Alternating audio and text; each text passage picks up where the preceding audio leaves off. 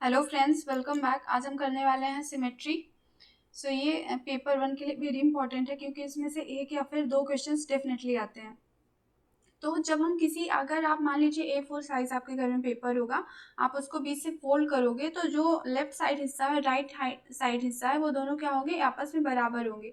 जब हम किसी भी ऑब्जेक्ट को बीच से मोड़ कर दोनों को एक बराबर बिल्कुल हिस्सों में बांट देते हैं, उसे सिमेट्री कहा जाता है। जैसे आप यहाँ पे बटरफ्लाई देख पा रहे होगे, तो बटरफ्लाई के बीच से जब हमने एक डॉट डॉट लाइन खींची तो जो लेफ्ट साइड हिस्सा था और राइट साइड हिस्सा था वो बिल्कुल बराबर था।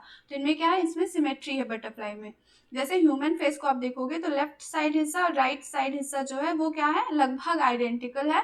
तो इसमें भी सिमेट्री पाई जाएगी। जैसे फ्लावर्स को आप देखोगे तो उसका राइट साइड हिस्सा और लेफ्ट साइड जो होता है वो क्या होता है, आइडेंटिकल होता है। बीच से अगर आप उसको दो हिस्सों में बांटोगे तो दोनों एक दूसरे के बराबर होंगी।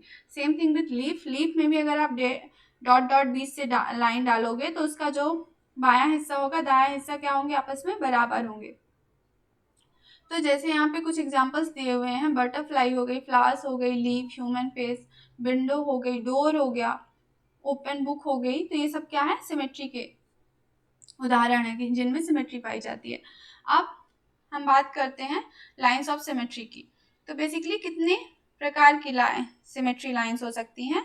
तो एक तो होती है वर्टिकल सिमेट्री, जिसे ऊर्ध्वाधर बोला जाता है, और एक होती है हॉरिजॉन्टल सिमेट्री, जिसे क्षैतिज बोला जाता है। वर्टिकल मतलब क्या होती है कि जैसे आप ऐसे सीधी लाइन, जैसे एच की अगर हम बात करें तो एच में जब आप यहाँ से ऐसे एक डॉट डॉट डॉट लाइन डालोगे तो इसको क्या बोला जाएगा, इसको वर्टिकल सिमेट्री बोला जाता है। और हॉरिजॉन्टल सिमेट्री क्या होती है, जब आप ऐसे एक बड़ी लाइन डालोगे तो उसको हॉरिजॉन्टल सिमेट्री बोला जाता है, जिसे हिंदी में क्षैतिज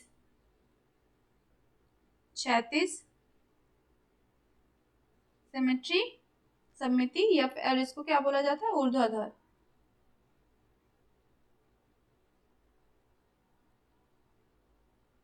ठीक है। अब अगर हम अल्फाबेट्स की बात करें तो हम देख लेते हैं किसमें कौन से, because this is very important question, ये आता ही आता है। तो वर्टिकल देखो, जब आप सीधी लाइन डालोगे तो अगर आप देखो ए में डिवाइड करना चाहोगे, ए में अगर आप 20 से डालोगे तो क्या ये आइडेंटिकल होगी। ए यहां से अगर आप डालोगे तो ये वन लाइन ऑफ सिमेट्री है कि इसका ये वाला जो हिस्सा है, ये वाला जो अगर आप इसको यहाँ से 20 से डालोगे एक, तो ये वाला हिस्सा जो है वो क्या होगा, इस वाले हिस्से के बराबर होगा। सेम थिंग विथ एम, जब आप 20 से इसको डिवाइड करोगे तो लेफ्ट और राइट दोनों क्या होगा, इक्वल होगा। आप टी को देख पा रहे होगे कि टी को अगर आपने 20 से एक लाइन डाला तो लेफ्ट साइड और राइट साइड इक्वल था। सेम थिंग विथ यू होता है कि यू में भी क्या पाई जाती है, केवल और केवल वर्टिकल सिमेट्री ही पाई जाती है। सेम विथ भीम को जब आप दो बराबर हिस्सों में बांट सकते हो, डब्ल्यू को दो आप बराबर हिस्सों में बांट सकते हो, वाई को भी आप दो बराबर हिस्सों में बांट सकते हो। और हॉरिजॉन्टल मतलब कि जब आप बीच से ऐसे बड़ी लाइन डालो, देखो आप सी में डाल सकते हो, डी को दो बराबर हिस्सों में डाल सकते हो, ई को और के को, तो इनको क्या, ये हॉरिजॉन्टल सिमेट्री होगी। अब हॉरिजॉन्टल और वर्टिकल दोनों किसमें होती है, एच में, क्योंकि एच को आप ऐसे भी लाइन डाल सकते हो और ऐसे भी डाल सकते हो, है ना। सेम थिंग विथ आई, ओ में भी हॉरिजॉन्टल और वर्टिकल दोनों सिमेट्री होती है, और सेम थिंग विथ एक्स। और कुछ जो लेटर्स होते हैं उनमें सिमेट्री नहीं पाई जाती है, उनको आप बराबर हिस्सों में नहीं बांट सकते। वो कौन कौन से लेटर हैं, एफ में कोई सिमेट्री नहीं पाई जाती, जी में, जे में, एल में, एन में, पी में, क्यू में, आर में, एस में और जेड में। ये चाहे तो आप स्क्रीनशॉट ले लो या फिर नोट्स बना के लिख लो, क्योंकि दिस इज वेरी इंपॉर्टेंट। ये आपको याद रखनी चाहिए बातें, क्योंकि ये डेफिनेटली एग्जाम में क्वेश्चन इसमें से आता ही आता है। ठीक है। सो हम यहाँ पे थोड़ी सी प्रैक्टिस कर लेते हैं। हमने क्या क्या पढ़ा, हमने पढ़ा कि जो ऊर्ध्वाधर सिमेट्री होती है वो कितने लेटर्स में पाई जाती है, ऊर्ध्वाधर या फिर हॉरिजॉन्टल, नहीं इसको वर्टिकल बोला जाता है, ऊर्ध्वाधर को वर्टिकल। ये किसमें पाई जाती है, ए में, very good. Then H, I, M, O, T, U, V, W, X and Y, इनमें क्या पाई जाती है? ऊर्ध्वाधर या फिर वर्टिकल सिमेट्री पाई जाती है। और अगर अब हम बात करें, कलर चेंज कर लेती हूँ, वर्टिकल की, वर्टिकल या फिर वर्टिकल तो हो गई ना, अब हमें हॉरिजॉन्टल लेना है। हॉरिजॉन्टल हिंदी में इसको बोलते हैं क्षैतिज, क्षैतिज या फिर हॉरिजॉन्टल। अगर हम इसकी बात करें तो इसमें कौन कौन से लेटर आते हैं? बी आता है, देन सी, डी, डी के बाद क्या आता है? ई, एच, आई, के, ओ और एक्स। तो आप देखोगे कुछ में ऊर्ध्वाधर और क्षैतिज दोनों सिमेट्रियां होती है, तो हम लिख लेते हैं बोथ, जो दोनों में होती हैं। ऐसे कौन कौन से लेटर होते हैं जिनमें दो सिमेट्री होती है? फर्स्ट तो हो गया एच, आई, ओ और x. This is very important, कई बार पूछ लेता है कि दो सिमेट्री ऑफ लाइन किस में होती है, तो वो एच, आई, ओ और एक्स में होती है, ठीक है। और कुछ लेटर ऐसे भी होते हैं जिनमें नो लाइन ऑफ सिमेट्री, मतलब कोई लाइन ऑफ सिमेट्री नहीं होती, नो लाइन ऑफ सिमेट्री। ऐसे कौन कौन से लेटर्स होते हैं? F, G, J, L, N, P, Q, R, S और जेड, ठीक है। इनमें कोई भी सिमेट्री लाइन नहीं पाई जाती है, याद रहेगा। देखो वर्टिकल लाइन ऑफ सिमेट्री किसमें किसमें होती है? A, H, I, M, O, T, U, V, W, X, Y. और हॉरिजॉन्टल किसमें किसमें होगी? B, C, D, E, H, I, K, O, x. Both जो दोनों होती है एच में होती है, 4 ही ऐसे लेटर हैं अल्फाबेट में, टोटल 26 है, उसमें से 4 ही ऐसे हैं जिसमें दोनों पाई जाती हैं, एच, आई, ओ और एक्स, ठीक है, 4, एच, आई, ओ और एक्स। और नो लाइन ऑफ सिमेट्री किसमें किसमें? F, G, J, L, N, P, Q, R, S, Z, इनमें कोई लाइन ऑफ सिमेट्री नहीं पाई जाती है, ठीक है। सो आप क्या करिएगा, आपके लिए होमवर्क है कि आप एक रफ में पूरे अल्फाबेट्स आपको लिखने हैं, देन आपको लाइन ऑफ सिमेट्री बनानी है, देखना है किसमें कौन, जिसमें बन पाएगी, मतलब दोनों जो आप इक्वल पार्ट में डिवाइड करोगे वो बराबर होंगे, और जिनमें नहीं बन पाएगी तो वो नहीं बराबर होंगी। जैसे अब आप एच, एफ में देखो, अगर आप चाहे, कलर चेंज कर देती हूँ, अगर आप एफ की बात करो तो चाहे तो आप वर्टिकल डालो, देखो ये वाला हिस्सा और ये बराबर नहीं है ना, चाहे आप हॉरिजॉन्टल डालो या फिर वर्टिकल, दोनों हिस्से बराबर नहीं होंगे, मतलब एफ में नहीं है लाइन ऑफ सिमेट्री, ठीक है। तो आपको खुद से चेक करना है। अब हम बात करें अगर ज्योमेट्रिकल शेप्स की, तो आप देखोगे स्क्वायर में 4 लाइन ऑफ सिमेट्री होती है, कितनी? 4।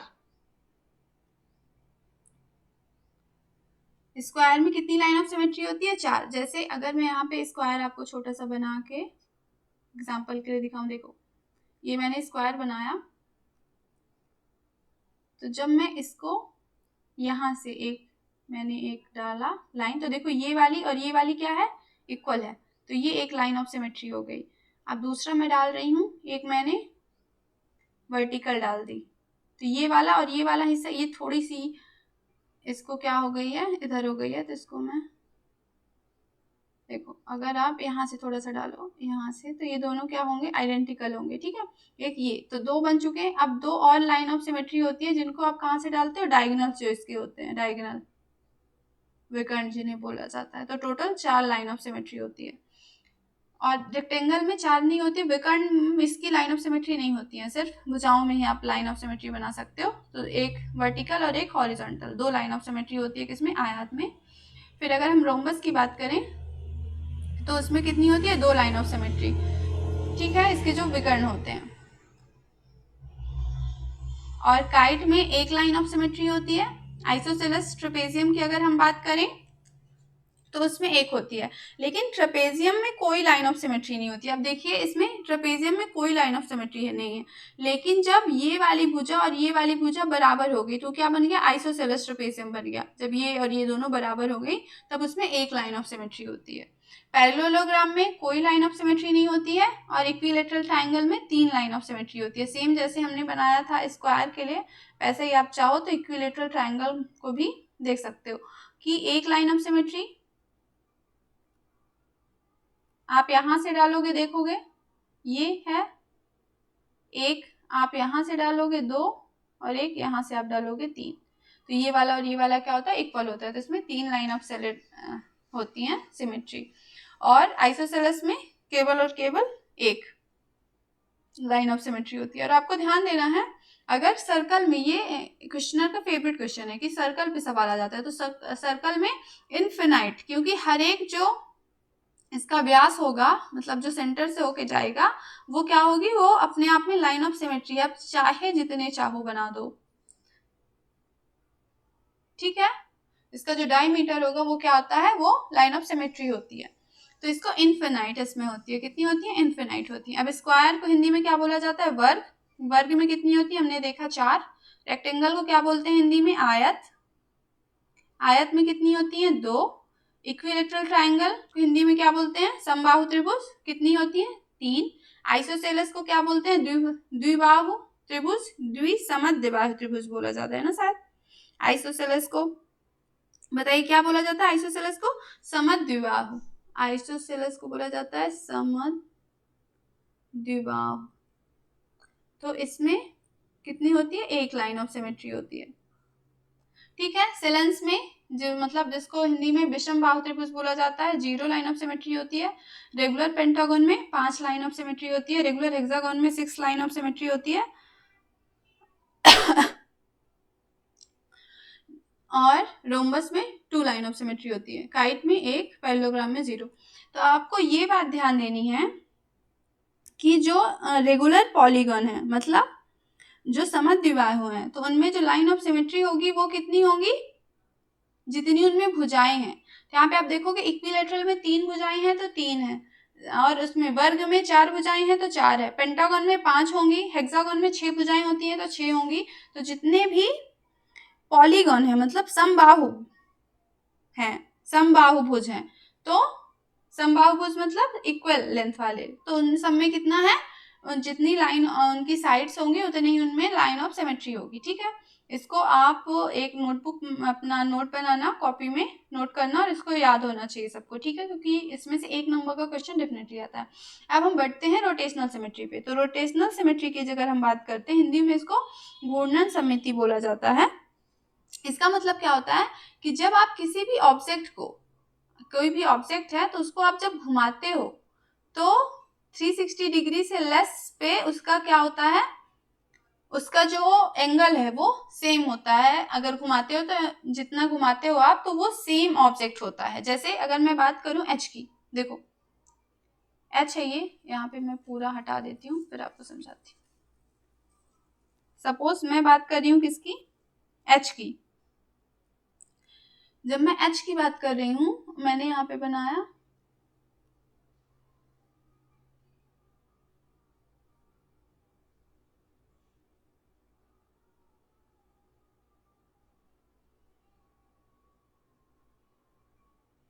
ठीक है, ये एच है।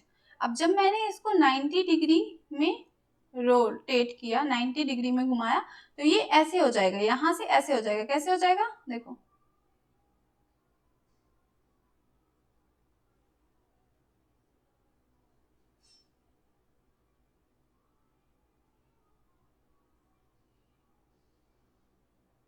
ये ऐसे हो जाएगा। ये मैंने कितना घुमाया, इसको 90 डिग्री रोटेट किया है, ठीक है। अब मैंने इसको अगर फर्दर 90 डिग्री रोटेट किया तो ये ऐसा हुआ। फर्दर अगर मैंने इसको 180 डिग्री रोटेट किया, 90 डिग्री और रोटेट किया, तो ये कैसे हो जाएगा, ऐसे हो जाएगा।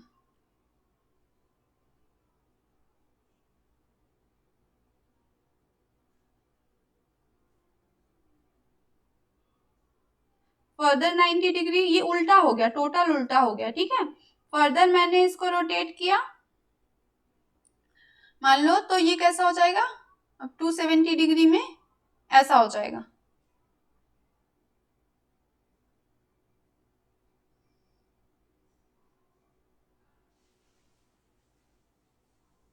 ये 270 डिग्री में, और अगर मैंने इसको 90 डिग्री और 360 डिग्री रोटेट कर दिया तो ये वापस जैसा था वैसा ही हो जाएगा।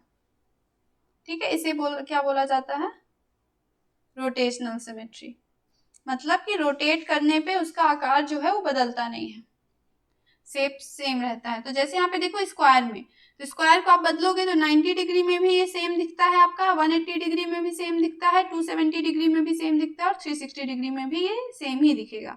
अगर मैं बॉटल की बात करूं तो देखो बॉटल पहले ऐसे रखा हुआ है ना, जब मैंने इसको 90 डिग्री घुमाया तो ये ऐसे बन गया, तो अभी सिमेट्री सेम दिख रहा है क्या, नहीं दिख रहा है ना।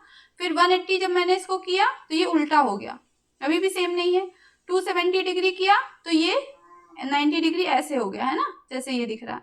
फिर 360 में वापस सही हो गया, तो ये सिमेट्री है। कि सिमेट्री, रोटेशन सिमेट्री कब कहलाती है, जब उसको रोटेट करने पे वो सेम दिखे जैसे वो था, तो उसको रोटेशनल सिमेट्री बोला जाता है। अब अगर हम एन की बात करें तो देखिए एन को जब आप 90 डिग्री में घुमाओगे तो ये ऐसा था, तो ये घूम के ऐसा बन जाएगा। ठीक है, फिर 180 डिग्री मतलब फर्दर आप ऐसे करोगे तो ये ऐसे घूम के यहाँ चला जाएगा, है ना, देख रहे हो आप, तो इसका सिमेट्री बन रही है। 270 डिग्री एक बार और ऐसे घुमाओगे तो नहीं बन रही है, फिर 360 डिग्री बन रही है। तो कितनी इसमें ऑर्डर ऑफ सिमेट्री है, 2 एन में। ठीक है, ये होता है रोटेशनल सिमेट्री।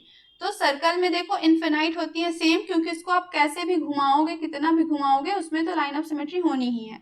स्क्वायर में 4, रेक्टेंगल में 2, ट्राइंगल में 3 रोटेशनल सिमेट्री है यहाँ पे, हाँ ध्यान देना।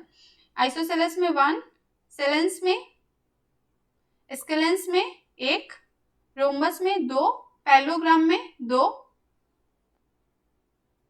पेंटागन में 5, हेक्सागन में 6, काइट में 1, ऑक्टागन में 8। तो जो भी रेगुलर पॉलीगन है उनमें साइड और सिमेट्री इक्वल होती है। ठीक है, जितने नंबर ऑफ साइड्स होंगी उतने नंबर ऑफ सिमेट्री होंगी। जैसे ट्राइंगल में 3 होगी, स्क्वायर में 4 होगी, पेंटागन में 5 होगी, हेक्सागन में 6 होगी, ऑक्टागन में 8 होंगी। ठीक है, यहाँ पे मैंने इसको एक टेबल फॉर्मेट में लिख दिया है। अब आता है एंगल की बारी, तो हमें एंगल हम कैसे फाइंड आउट करेंगे, हाउ टू फाइंड एंगल, कि रोटेशनल एंगल उनका कितना है। तो अगर हम रोटेशनल एंगल की बात करते हैं तो एंगल निकालने का फॉर्मूला क्या होता है, देखिए एंगल इक्वल्स टू होता है 360 डिग्री अपॉन का आप क्या करते हो, number of rotation, number of rotation. यहाँ पे आप देखोगे, मान लो कैसे आया इसका 90 डिग्री, की हमें पता था स्क्वायर में कितने 4 थे ना, रोटेट करने पे सेम सिमेट्री आ रही, तो हमने क्या किया 360 को डिवाइड किया किससे, 4 से, तो कितना आ जाएगा 90 डिग्री, जो कि यहाँ लिखा हुआ है। ठीक है, आप किसी का भी निकाल सकते हो एंगल। अब रेक्टेंगल में देखिए 2 रोटेशनल सिमेट्री थी ना, ऑर्डर 2 था, 2 बार में सेम दिख रहा था, तो 360 डिग्री अपॉन का 2, this is equal to 180 degree. ठीक है, ऐसे फाइंड आउट करते हैं। इक्विलैटरल ट्राइंगल में 3 था, तो इसमें कब सेम बनेगा ट्राइंगल, 120 डिग्री पे पहला, फिर 240 डिग्री पे बनेगा, फिर 360 डिग्री पे बनेगा। अब पेंटागोनल में देखो सबसे छोटा 72 डिग्री में सेम बन रहा है, तो 72 डिग्री में पहला बनेगा, फिर दूसरा कब बनेगा 144 डिग्री में, फिर अगर हम बात करें तो 216 डिग्री में तीसरा बनेगा, चौथा कब बनेगा, अब 72 इसमें ऐड करते जाओ, 72 की टेबल तो चल रही है ना, 72 इसमें ऐड करोगे तो 8 288 डिग्री में अगला बनेगा, 4 हो गए, और अगला कब बनेगा 360 डिग्री में। ठीक है, this is how we calculate. तो एंगल इक्वल्स टू कितना होता है 360 डिग्री अपॉन का नंबर ऑफ रोटेशन, कि जितनी बार रोटेट करने पे, और भुजाओं की संख्या घूर्णन सममिति की संख्या, कि जितनी बार, जैसे जो भी समबाहुभुज हैं या फिर रेगुलर पॉलीगन है, तो उनमें जो रोटेशनल सिमेट्री है और नंबर ऑफ साइड्स हैं वो क्या होंगी, इक्वल होंगी। ठीक है, तो काइट में कितनी होती है 360 ओनली। अब आप देखोगे कि हमने जब लाइन ऑफ सिमेट्री की बात की थी तो बहुत सारों में जीरो हो रही थी कि मतलब इक्वल हो ही नहीं रहा था क्योंकि हम उसको लाइन से डिवाइड कर रहे थे। और रोटेशनल सिमेट्री मतलब आपको घुमाना है, तो जब आप 360 डिग्री का घुमाना क्या होता है कि आप टोटल पूरा राउंड ले लेते हो। जैसे मान लो अगर इसकी हम बात करें तो 360 डिग्री में घूमते घूमते पूरा आ जाता है एंगल, फिर दोबारा से ऐसा हो जाएगा। तो हर एक में एक सिमेट्री तो होगी ही होगी क्योंकि 360 डिग्री तो होगा ही होगा, है ना, इसलिए। आई होप आपको क्लियर होगा। अब हम एंगल्स की बात कर लेते हैं। तो एंगल समझना बहुत जरूरी है क्योंकि एंगल से क्वेश्चंस भी आते हैं। और जो ये अभी हमने बोला कि ये 360 डिग्री या फिर 180 डिग्री है, तो इन्हें बोला क्या जाता है। तो फर्स्ट होता है एक्यूट एंगल, एक्यूट एंगल, इसको हिंदी में बोला जाता है न्यून कोण, न्यून कोण। फिर एक होता है, पहले हम सबको लिख देते हैं फिर आपको समझाते हैं कि क्या, ऑब्टूज एंगल,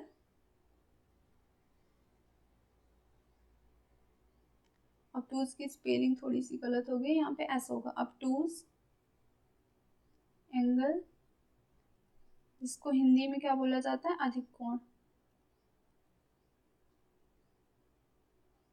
अधिक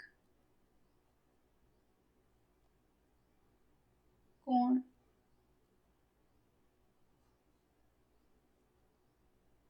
फिर अगर हम थर्ड की बात करें, थोड़ा सा गैप दे दे के बना दे क्योंकि यहाँ पे होता है रिफ्लेक्स एंगल।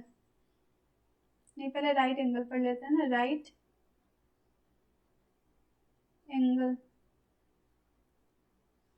ठीक है। नंबर 4 में हम पढ़ेंगे स्ट्रेट एंगल,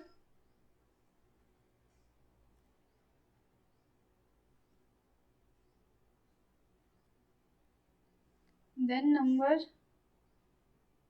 5 में हम पढ़ेंगे रिफ्लेक्स एंगल,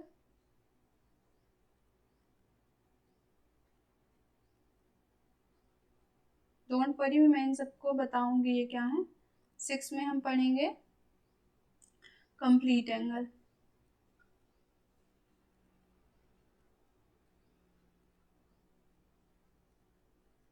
तो अगर हम अक्यूट एंगल की बात करें, मतलब न्यून कोण, मतलब जो कोण है वो 90 डिग्री से क्या है, कम है।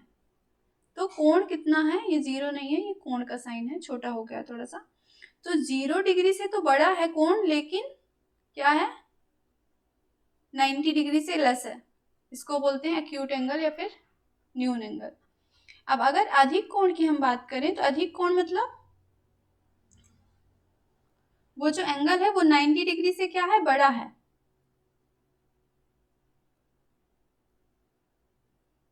क्या है, 90 डिग्री से बड़ा है लेकिन 180 डिग्री से कम है, इसको अधिक कोण बोलते हैं। और राइट एंगल आपको पता ही है, सम कोण बोला जाता है, मतलब 90 डिग्री।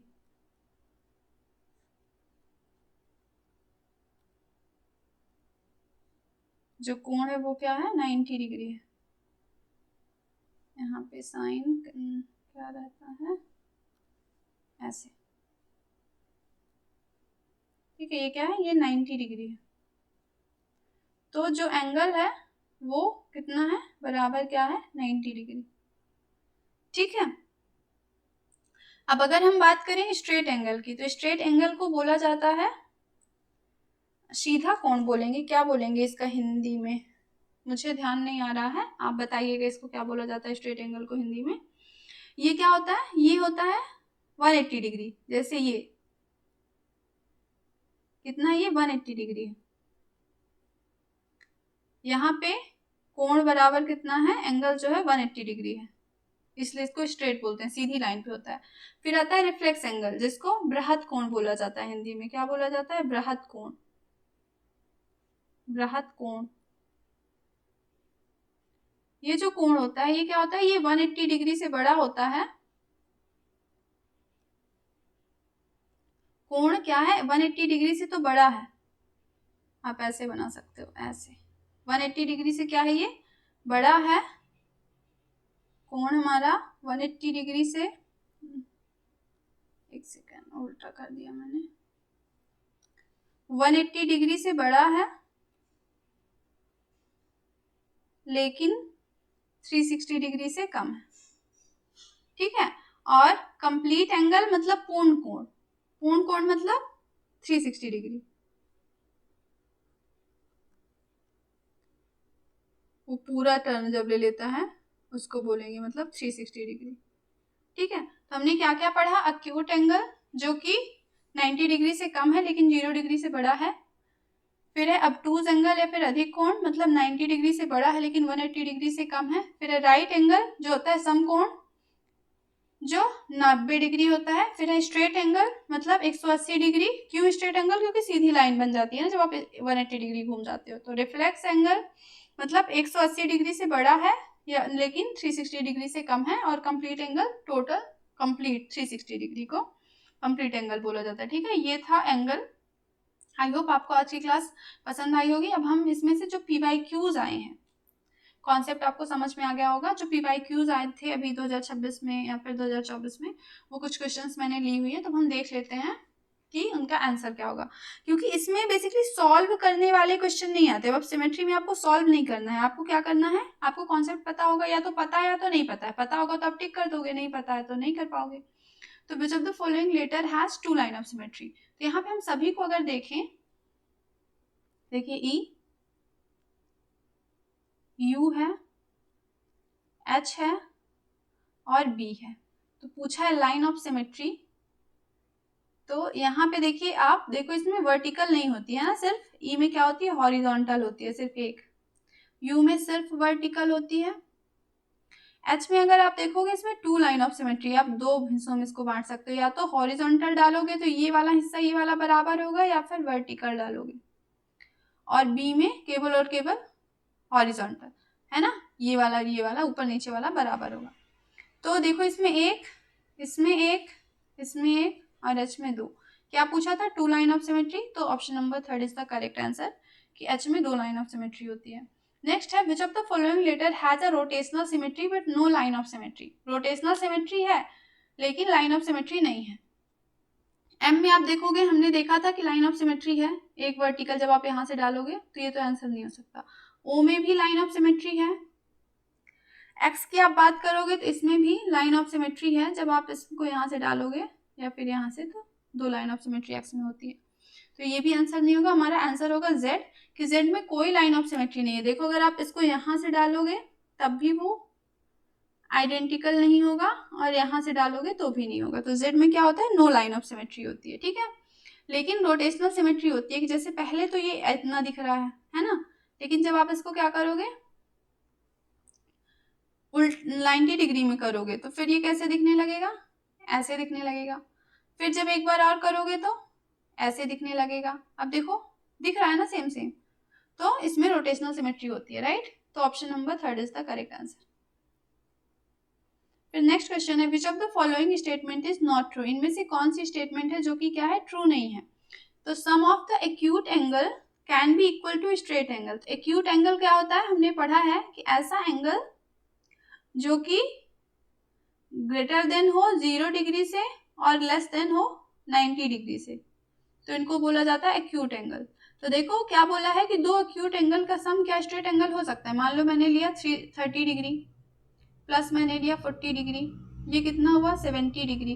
तो स्ट्रेट एंगल कितना होता है, स्ट्रेट एंगल बताइए कितना होता है स्ट्रेट एंगल,